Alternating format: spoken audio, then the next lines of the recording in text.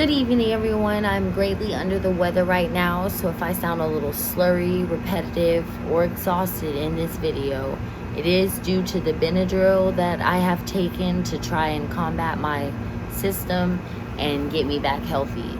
But I truly wanted to get this video discussion out to you by the end of the day, so please bear with me.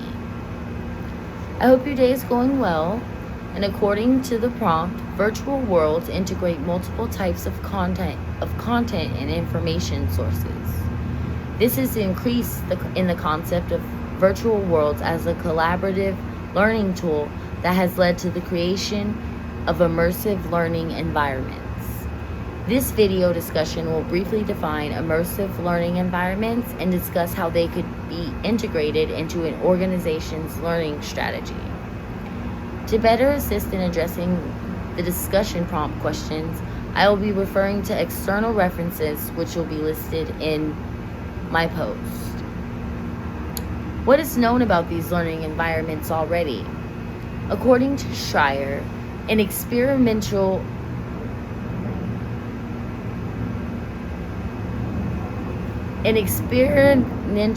training methodology that uses virtual reality, VR, to simulate real-world scenarios and train employees in a safe and engaging immersive training environment. It combines a sense of presence of VR with advanced learning theory, data science, and spatial design to improve effectiveness and user engagement. Kumar furthers this with, it is a technique that uses an artificial environment for learning. It not only eradicates but also kills monotony in the process of learning and development by providing stimulating visualizations. I do apologize. Bear with me. Have you used them? Why or why not? Personally, I have not used traditional immersive learning environments both academically and professionally due to the popularity of traditional learning environments. However, I can attest to the truth that training methods have evolved into integrating technology into training and learning environments. This was especially true due to the COVID-19 pandemic and subsequent lockdown, which makes me consider further research into and utilization of these learning environments. I do apologize, guys. I'm trying here. Sorry. This Benadryl. Oh my goodness. What can motivate curriculum designers and stakeholders to use these new approaches? According to Schreier, what makes VR-powered immersive learning successful is the element of presence, or the feeling that one is really there in the virtual environment.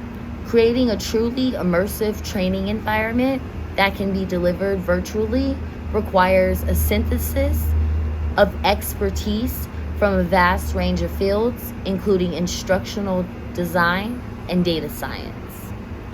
Schreier also lists benefits of utilizing these approaches as VR immersing learners, advanced learning that assists with training, and data to performance measures.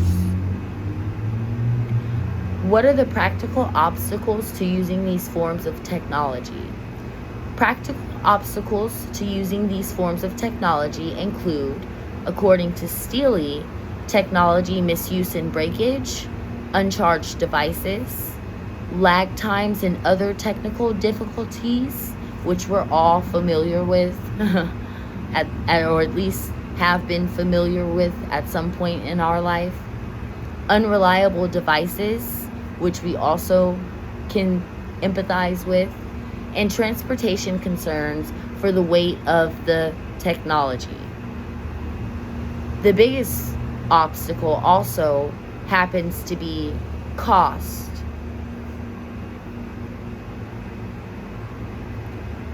What does the literature suggest regarding the impact of such technology on cognitive processes, memory functions, and learner engagement? All right. According to Hadlington, The exploration of human cognitive processes is the central focus of the cognitive psychologist, who for the most part is interested in exploring the myriad mental processes that subsume our daily activities. He also states that mental processes do exist, can be studied, and are active information processors. To conclude this discussion post, Hadlington states that in the context of our current focus, the use and manipulation of cognition in cyberspace, there are some obvious benefits for the use of digital technology. When we are talking about cognitive resources, some researchers believe that these may hold the key to expanding what we already have, hence removing these limitations. There is also evidence that we are developing and using a variety of heuristic-based strategies when it comes to searching for information on the internet, as well as making decisions for what information is credible. And this goes back to examples such as websites such as like blog sites or Wikipedia, where any ordinary person can just go and update information, to kind of give an example of that. All right, so I hope you were all able to enjoy and comprehend my video and discussion presentation. Thank you for bearing with me through my sickness and my Benadryl-induced mistakes. I welcome all constructive feedback as mentioned previously, and I hope you were able to learn a bit more about my perspective concerning immersive learning environments. And I really hope you enjoy the rest of your day and the rest of your weekend. Have a great one. Bye, guys.